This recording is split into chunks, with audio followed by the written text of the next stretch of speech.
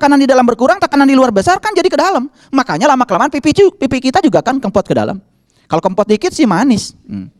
Tapi kalau sudah kempotnya kebanyakan ke dalam kan nggak manis lagi. Itu tanda-tanda proses peleburan akan terjadi. Harus sadar, proses peleburan itu bukan akhir, tapi proses peleburan itu adalah awal untuk terjadinya proses penciptaan. Disitulah terjadi siklus. Ya, agak berat sedikit kuliah hari ini ya. Karena apa? Kan saya bilang, kalau ini danau, kemudian mengalir dua sungai, akhirnya dua sungai akan berakhir di samudra. Coba kita renungkan.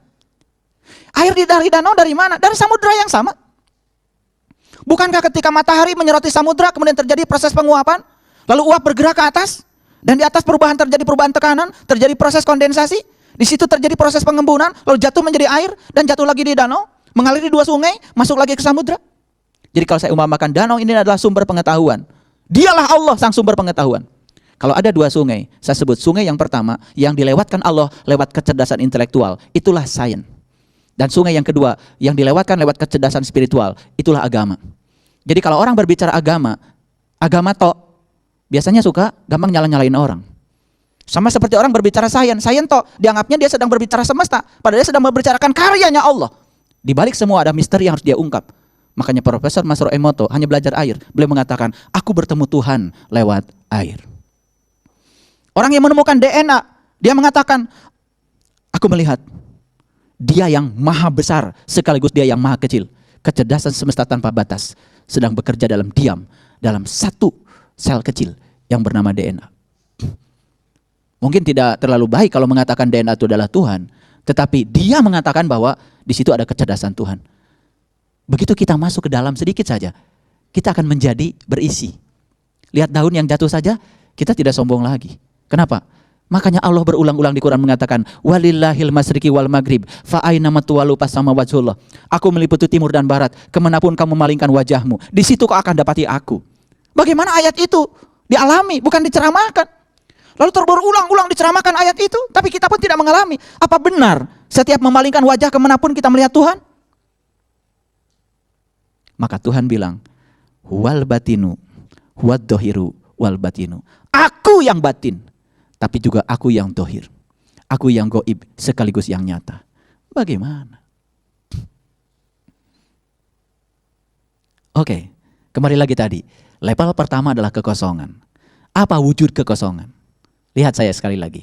Bapak dan Ibu ada di ruang kosong dengan saya. Hati-hati, tidak ada ruang yang benar-benar kosong. Cuman kita saja yang tidak sadar. Di sini saja ada udara, tapi udara materi kan? Betul? Nah sekarang kalau udara disingkirkan, divakumkan. Saya tanya, ruang kosong bukan? Tidak ada ruang yang benar-benar kosong. Tidak ada ruang yang benar-benar kosong. Karena dalam kekosongan itulah sang kecerdasan semesta tanpa batas mewujud sebagai sebuah kecerdasan. Makanya awalnya adalah kekosongan. Lalu seorang arsitek ingin diakui sebagai arsitek. Bikin apa? Bikin gedung. Seorang pelukis ingin diakui sebagai pelukis. Bikin apa? Lukisan. Seorang penyanyi ingin diakui sebagai penyanyi. Bernyanyi. Tuhan mengatakan, Allahul ladzi khalaq. Aku adalah pencipta. Maka ingin dikenali sebagai pencipta. Lalu beliau mewujudkan karya ciptanya. Saat mau mewujudkan karya cipta, apa yang dibutuhkan? Energi bukan? Energi bukan? Makanya energi adalah kemampuan untuk melakukan usaha penciptaan. Lalu energi menjadi level kedua setelah kekosongan. Baik, sekarang saya akan berbicara energi di level ini, di level awam. Ya, energi ada dua. Ada yang terlihat, ada yang tidak terlihat. Medan gravitasi, energi? Medan gravitasi, energi? Belum yakin itu energi. Bapak Ibu kepleset dari lantai pertama, jatuh ke lantai dasar. Betul? Pernah nggak jatuh dari jembatan? Atau pernah berjatuh dari tempat tidur? Ya, sudah ya berkali-kali ya, apalagi yang tidurnya nggak sehat. Yang tidurnya nggak sehat kan biasanya tidurnya gelisah, ya lama-lama jatuh. Udah jatuh baru sehat. Sederhana saja. Pernah nggak pada saat jatuh mikir, kenapa ya saya bisa jatuh ke bawah? Karena medan gravitasi sedang bekerja. Kalau dia bisa bekerja berarti medan gravitasi energi. Kelihatan tidak? Nggak kelihatan. Tapi kelihatan benda pada jatuh. Piring jatuh ke bawah, betul nggak? Pegawai bangunan jatuh dari gedung yang sedang dibangun. Itulah medan gravitasi energi. Sekarang saya tanya, medan magnet, pernah lihat magnet? Pernah lihat magnet permanen? Kalau saya punya batang magnet seperti ini, saya taruh di sini. Kelihatan nggak di sekitar medan magnet itu ada energi? Nggak kelihatan. Walaupun orang fisika kemudian menggambarkan medan magnet dengan garis-garis kayak magnet, itu model saja supaya siswa gampang ngerti. Dan kalau ditanya guru apakah itu yang sebenarnya? Tidak, itu model kok. Tapi banyak guru yang nggak sadar, dikira itu beneran. Pakai garis-garis gaya, itu model supaya gampang ngajarin orang. Makanya banyak orang yang merasa diri sudah hebat dan mengerti sesuatu, begitu disuruh menyampaikan kepada orang lain, aspek pedagogiknya tidak muncul. Dikiranya kalau kita menguasai sesuatu bisa transfer ilmu, tidak. Diperlukan keahlian untuk mentransfer. Makanya usaha itu adalah proses transfer energi sebetulnya. Baik, kita lanjutkan lagi. Ini agak sains ya hari ini. Baik, kita lihat lagi. Ini batang magnet, saya taruh di sini. Saya taruh paku-paku kecil. Pada lari nggak paku ke magnet? Pada lari. Kenapa bisa lari? Kan saat dia lari itu bergerak. Saat bergerak ada yang melakukan usaha. Siapa yang melakukan usaha? Kan medan magnet. Betul? Kelihatan nggak medan magnet? Nggak kelihatan, abstrak. Medan listrik. Ya Allah. Kalau di foto kan, kita di foto. Apalagi di foto agak gelap. Mana sudah keriput. Kan takut kelihatan di foto keriputnya. Betul nggak? Lalu biasanya nawar. Pakai bleach dong, pakai bleach gitu kan. Biar agak ada cahayanya sehingga kelihatan. Makanya foto kan suka menipu. Di foto tuh kelihatan kulitnya halus gitu ya. Begitu ketemu ternyata kayak kulit jeruk ya. Itu suka begitu. Nah, kenapa kok bisa terjadi itu? Karena ada bleach. Apa sih bleach itu? Bleach itu sebetulnya medan listrik yang tersimpan dalam kapasitor. Cuman kita nggak pernah nanya. Pokoknya sudah beli kamera, nyalakan bleachnya sudah. Pernah nggak bertanya? Itulah kekurangan kita, karena tidak bertanya, semesta tidak mengalirkan jawaban. Coba kalau bertanya, kenapa bisa ada bleach? Dari mana bleach itu? Kan itu sinar yang datang sesaat. Itu adalah energi listrik yang tersimpan dalam kapasitor. Kok medan listrik bisa menyimpan energi? Yes, buktinya bisa nyala. Tapi medan listrik bisa kelihatan? Gak kelihatan. Oke, banyak sekali energi di semesta ini yang tidak kelihatan, tapi baru kelihatan dampaknya bahwa dia ada. Tapi satu-satunya energi yang kelihatan di alam semesta adalah energi cahaya. Lihat sekarang, ini cahaya, energi bukan? Menurut fisika kuantum, cahaya itu ternyata merupakan paket-paket energi. Satu paket energi cahaya itu adalah konstanta Planck dikalikan frekuensi cahayanya. Itu satu paket energi loh. Jadi yang datang ke kita itu bukan cahaya kontinu, itu paket-paket energi loh. Terkuantisasi energi itu. Tapi saya akan yakinkan satu-satunya energi yang kelihatan adalah energi cahaya. Oke, kita bicara sedikit yang awam saja, jangan yang dalam-dalam. Ini ada energi cahaya di sini, betul? Oke, begitu ada energi cahaya, saya bisa melihat benda? Saya bisa mendeteksi benda? Oke, kenapa bisa begitu? Wujud benda, semua benda yang berwujud itu bisa dilihat dengan adanya cahaya. Oke, cahaya tidak ada. Cahaya tidak ada, kita dalam kegelapan. Kalau Bapak Ibu disuruh meraba. Apa ini? Oh meja. Ini, oh gelas. Ini, oh kamera. Ini, oh speaker. Bisa kan? Bedanya apa? Saat kita melihat cahaya, kita benar-benar melihat wujud benda. Saat tidak cahaya, kita masih bisa merasakan wujudnya benda. Makanya hati-hati ya. Kalau nggak dapat cahaya nggak apa-apa. Kan wujudnya mesti terasa. Kadang-kadang dimensi cahaya tidak ada, dialihkan ke dalam dimensi rasa. Hati-hati itu. Saya sedang berbicara cahaya loh. Cahaya yang kecepatannya 300 juta meter per sekon. Tetapi Allah di Quran berfirman, Allahu nurus samawati wal ar. Masalu nurihi kamishkatin fiha misbah. Al misbahu fi jujaja. Ajujajatu ka'annaha kaukabun. Duriyu yuqadu min sajarati mubarakah. Zaitunatil lasarkiyah wala gorbiyah yakadu zaituha walau lam tamsasun nar nurun ala nur. Kalau nur saja cahaya kecepatannya 300 juta meter per detik. Bagaimana nur ala nur? Cahaya di atas cahaya. Jadi jangan heran lalu kemudian semua orang-orang spiritual pada tingkat awal ketika belajar spiritual, cahaya itu menjadi talinya Tuhan. Cahaya menjadi pijakan awal. Jadi kalau kalian sudah mengenal cahaya di atas cahaya, belum sampai kemana-mana. Itu baru pijakan awal. Itu yang disebut dengan awalnya beriman. Makanya saat Musa minta melihat Tuhan. Ya Tuhanku, nampakkanlah diri engkau kepadaku agar aku dapat melihatmu. Apa kata Tuhan? Kamu tak akan sanggup melihatku. Tapi lihatlah gunung ini. Ketika gunung itu masih tetap di tempatnya, niscaya kamu akan dapat melihatku. Tatkala terang sebagian kecil cahaya Tuhannya nampak di puncak kesadarannya Musa. Lalu Musa tidak sadar, pingsan, bahkan ingat punya kepala pun tidak. Lalu Musa mengatakan, qala subhanaka tubtu ilaika wa ana awwalul mu'minin. Maha suci Engkau ya Allah, aku bertaubat kepadamu dan inilah awal aku beriman. Jadi jangan heran kalau di Quran surat Al-An'am, perjalanan Nabi Ibrahim mencari Tuhan, kan tahap awal adalah bertemu cahaya. Jangan heran, Nabi Muhammad juga perjalanan menuju Sidratil Muntaha, di tahap awal bertemu dengan bintang.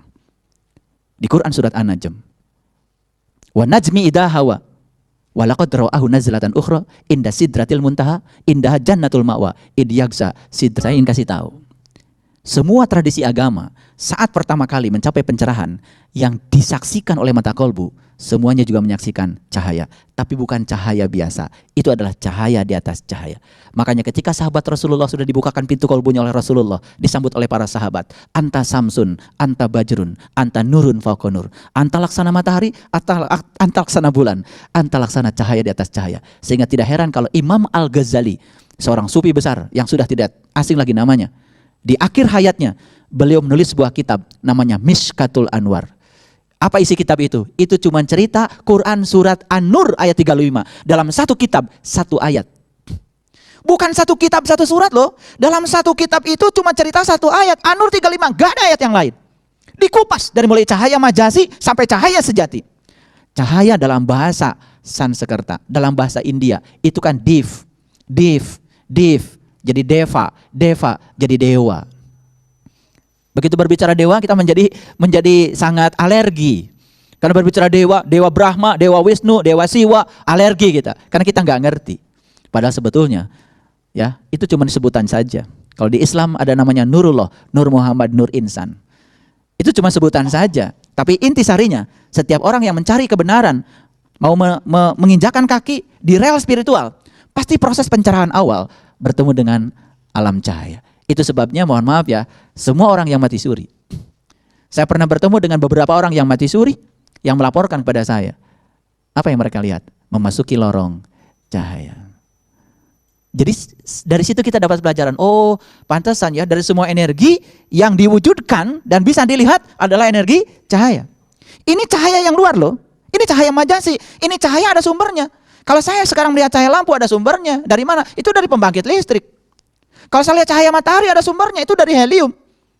Makanya unsur pertama yang dibentuk oleh Allah di semesta ini kan 3 atom perdana. Helium, litium, dan deuterium. Makanya semua unsur pembentuk bintang yang 30 miliar triliun itu, semua unsur pembentuknya adalah helium. Atom helium. Luar biasa. Tetapi itu semua ada sumbernya. Sedangkan di Quran, cahaya di atas cahaya itu tidak ada sumbernya.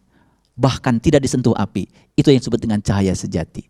Jadi kalau pohon saja mencari cahaya, laron saja keluar dari lubang mencari cahaya, dengan sayapnya yang sangat tipis, kemudian dia menjangkau lampu. Setelah menjangkau lampu, dia jatuh dan dia mati. Mungkin dia mengatakan, aku tidak menyesal karena aku telah menjangkau cahaya yang aku cari. Sekalipun dengan tubuhku yang sangat rapuh, aku sudah menjangkaunya. Biarlah aku mati karena aku sudah sampai pada cahaya. Padahal yang dijangkau adalah cahaya lampu. Tentu saja manusia bukan harus menjangkau bintang yang di luar, bulan yang di luar, langit yang matahari yang di luar. Bukan lampu ini yang harus dicari. Tapi carilah cahaya di atas cahaya. Pada prinsipnya tubuh kita ini tidak gelap gulita. Tubuh kita bersinar luar biasa, terang benderang bagi yang tahu. Tetapi melihatnya tidak bisa dengan menggunakan mata biasa. Karena mata biasa hanya sebatas materi. Yang bisa dilihat adalah alam materi. Cahaya yang kita saksikan ini adalah materi. Tapi cahaya di atas cahaya immateri. Jadi hati-hati ketika kita sudah mencapai di dimensi itu, belum apa-apa. Karena itu adalah baru kita menginjakkan kaki di track yang benar. Perjalanan kita masih jauh. Mungkin suatu saat kita harus masuk lorong kegelapan. Tapi di situ alam rasa yang sedang dihidupkan. Karena dalam terang kita melihat wujud. Tapi dalam gelap kita bisa merasakan wujud. Oleh karena itu, laluilah terang dan gelap seperti melalui hidup positif dan negatif dengan apa adanya. Terima kelebihan dan kekurangan setiap orang dengan cara yang sama. Jangan ingin menerima kelebihan orang saja, tapi kita melempar kekurangannya, bahkan mencaci maki kekurangannya. Makanya banyak orang yang mengejar Tuhan yang maha gaib, tetapi di saat Tuhan yang maha gaib sudah menyatakan diri sebagai Tuhan yang maha nyata, kemudian kita caci maki. Memuji-muji Tuhan yang maha gaib dalam waktu yang bersamaan, kita juga mencaci maki ketika Tuhan datang dalam kenyataan. Mengejar-mengejar Tuhan ketika masih gaib, Tetapi ketika Tuhan datang dalam kenyataan, kemudian kita meninggalkannya. Itu karena kita tidak mengerti. Dia yang tohir, dia yang batin. Kita baru masuk pada level kedua, level energi. Kita dengarkan dulu.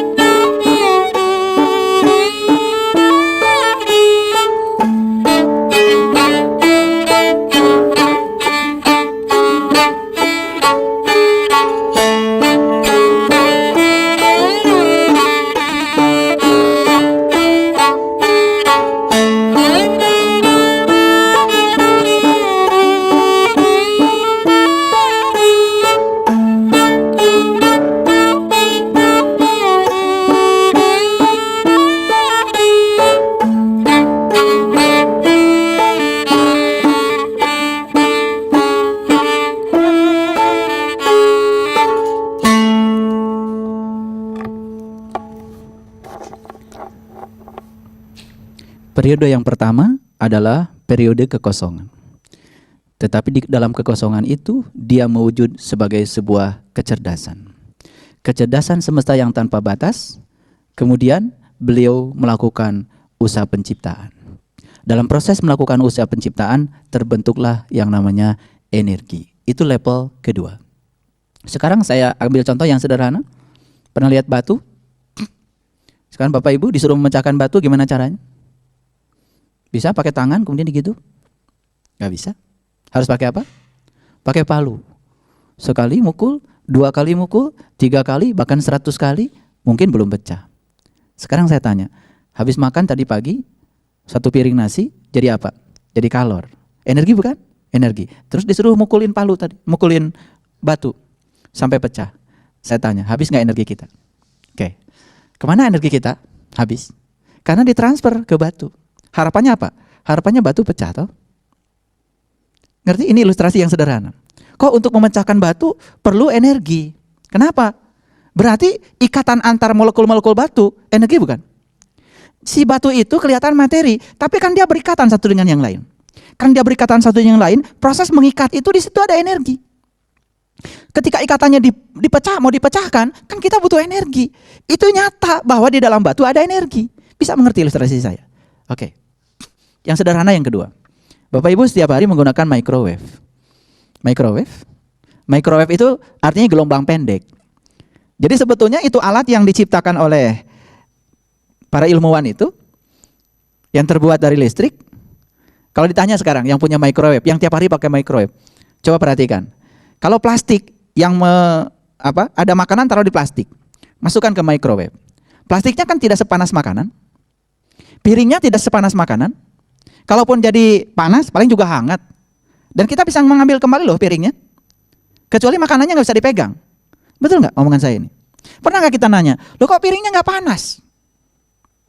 Nah, kalaupun piring itu hangat, itu hanya panas dari makanan. Kalaupun plastiknya hangat, itu panas dari makanan. Tapi kenapa kok dua benda dimasukkan ke tempat yang sama, kok bisa begitu ya? Yang satu panas, yang satu tidak.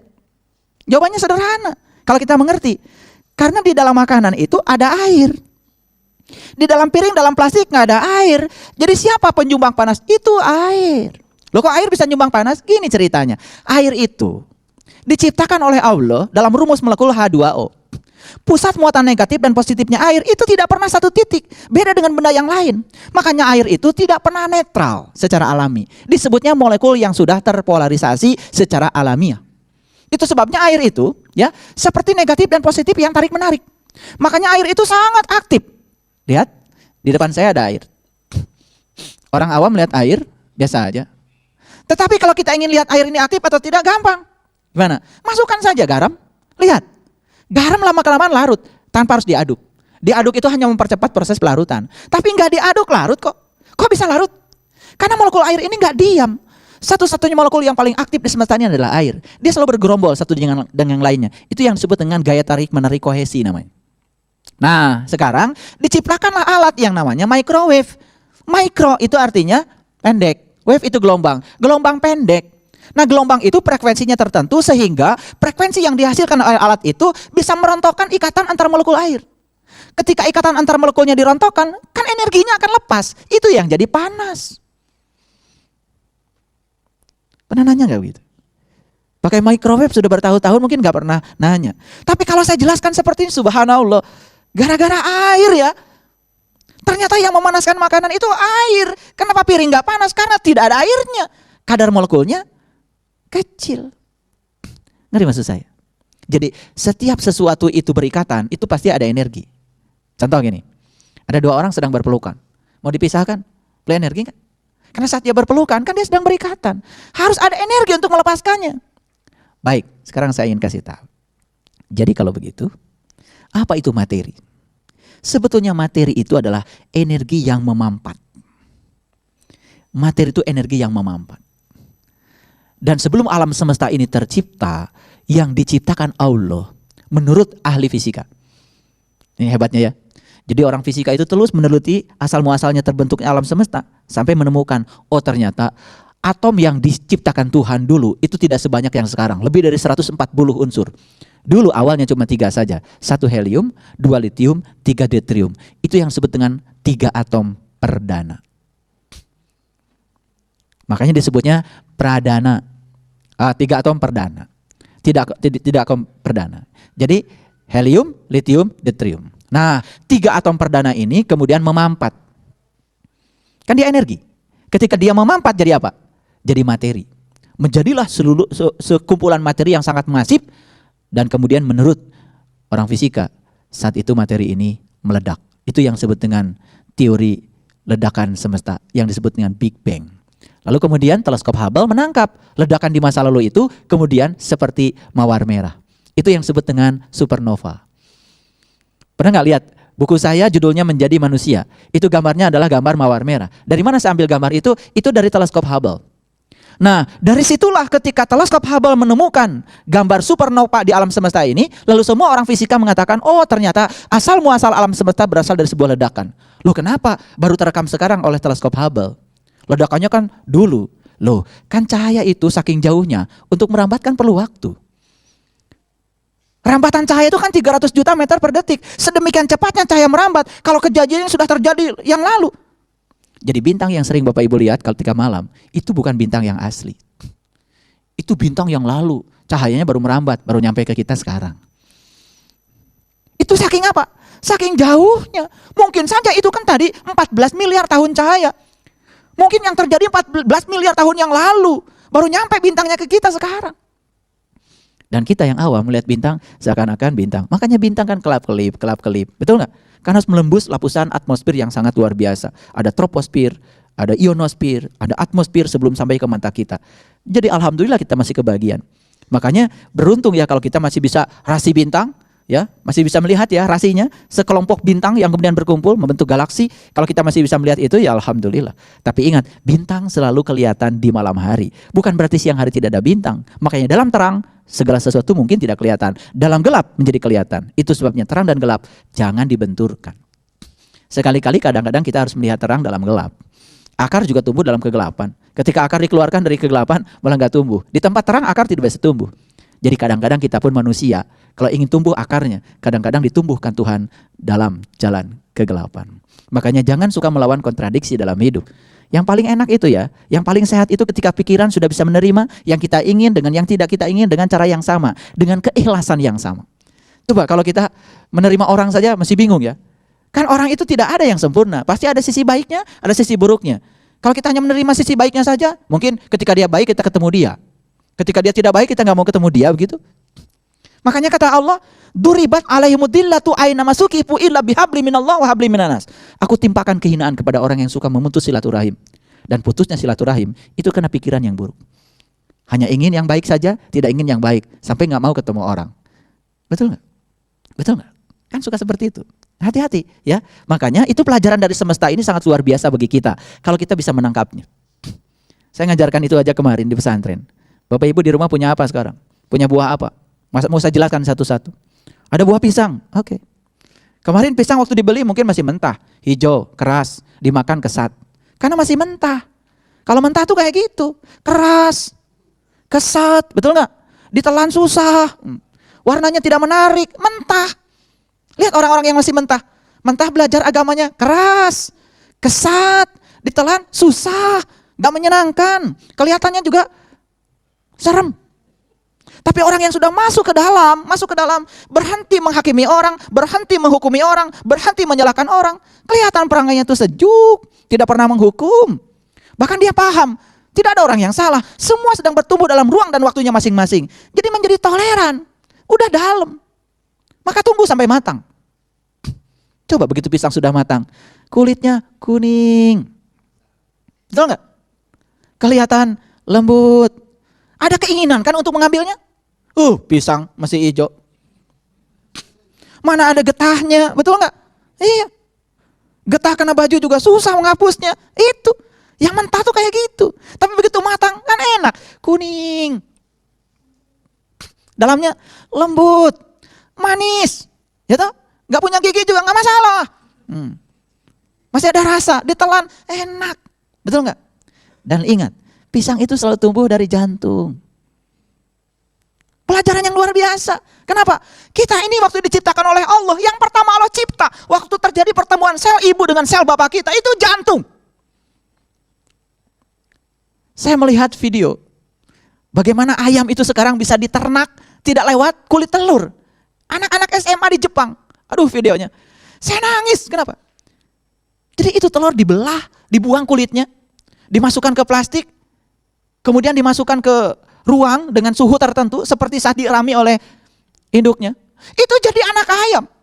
Dan itu di video dari waktu ke waktu. Saat mulai terbentuk itu yang namanya jantung. Mungkin kita lagi makan ati ampela, biasa aja ya, gak pernah berterima kasih. Tapi saat itu saya sekarang mau disuguhi ati ampela itu, aduh. Saya lihat proses terbentuknya. Itu getaran itu saya menggetarkan tubuh saya. Itu getarannya, cairan yang bergetar itu di telur itu. Dalam waktu yang tidak lama berjam-jam, serut terbentuk apa? Pembuluh darah. Waktu terbentuk pembuluh darah ke semua bagian. Itu waktu terbentuk itu kakinya ayam. Aduh saya. Allahu Akbar, Allahu Akbar. Aduh, kita motong ayam suka-suka, nyakitin ayam suka-suka, makan daging ayam aja nggak pernah permisi. Rasanya ayam punya kita. Tapi begitu melihat proses di situ. Makanya dulu ada orang bijak yang mengatakan memecahkan telur dari luar itu hanya jadi telur dadar katanya. Tetapi memecahkan telur dari dalam, itulah akan terjadi kehidupan. Sekarang peribahasa itu sudah tidak lagi. Karena beternak telur di Jepang udah gak pakai kulit. Dibuka-buka aja pakai plastik. Taruh di ruang khusus. Dan itu jadi anak ayam. Lari-lari anak ayamnya. Sama seperti dirami oleh ibunya. Yang luar biasa apa tuh? Bagaimana itu dari sel, dari cairan yang tidak berarti itu yang kita makan tiap hari. Itu terbentuk kehidupan. Itu waktu jantung tep, kemudian seret gitu, terbentuk pembuluh darah. Lalu mengalir itu darah ke semua, terbentuk kepala, terbentuk itu, terbentuk, subhanallah. Siapa yang ada di situ kalau bukan kecerdasan semesta tanpa batas? Siapa yang mengendalikan seluruh sel di situ kalau bukan Dia yang maha cerdas? Lalu kita semena-mena mau potong ikan saja, mau potong ayam saja, potong ikan, suka-suka kita, subhanallah. Izin dong pada Dia yang menciptakannya, izin. Tuhan mohon izin untuk memenuhi kebutuhan energiku, proteinku. Mungkin aku harus menyakiti terpaksa karena tidak lagi yang aku bisa makan. Setelah jadi daging ayam di meja, berterima kasihlah pada Dia. Ayolah menyatu seluruh sel dalam tubuh ayam. Menyatu dalam kesadaranku, dalam kesadaran manusia. Senang pasti ayam dikunyah. Saya sekarang memandang apel aja kalau pagi-pagi dikasih orang di rumah. Saya lama memandang. Ya menyatulah seluruh sel ke dalam tubuhku. Menyatulah dalam tubuhku, sehatkanlah tubuhku, berkahi. Agar tubuh ini bisa melangkah ke jalan Tuhan. Agar tubuh ini setiap saat bisa membahagiakan Tuhan. Karena saya melihat di apel itu yang saya lihat adalah sel-selnya. Yang saya lihat adalah inti selnya. Di inti sel pasti ada yang mengendalikan. Kecerdasan semesta tanpa batas yang sudah mewujud menjadi energi, memampat menjadi materi. Kemudian kita sebut apel dan kita makan. Sebetulnya siapa yang kita makan itu? Dan siapa yang sedang makan? Yang makan Dia, yang dimakan Dia. Dengan kesadaran sepenuhnya seperti itu. Apalagi? Adakah ruang dan waktu yang tidak ada Dia? Adakah satu jengkal dalam kehidupan kita yang tidak ada Dia? Dia hadir dimanapun. Lalu ayat itu menjadi nyata. Kemanapun aku memalingkan wajah, di situ aku akan dapati Dia. Mau makan saja kadang-kadang sekarang dengan kesadaran itu, lama saya tatap disuguhi ikan. Saya tanya, ini udah minta maaf gak sama ikan?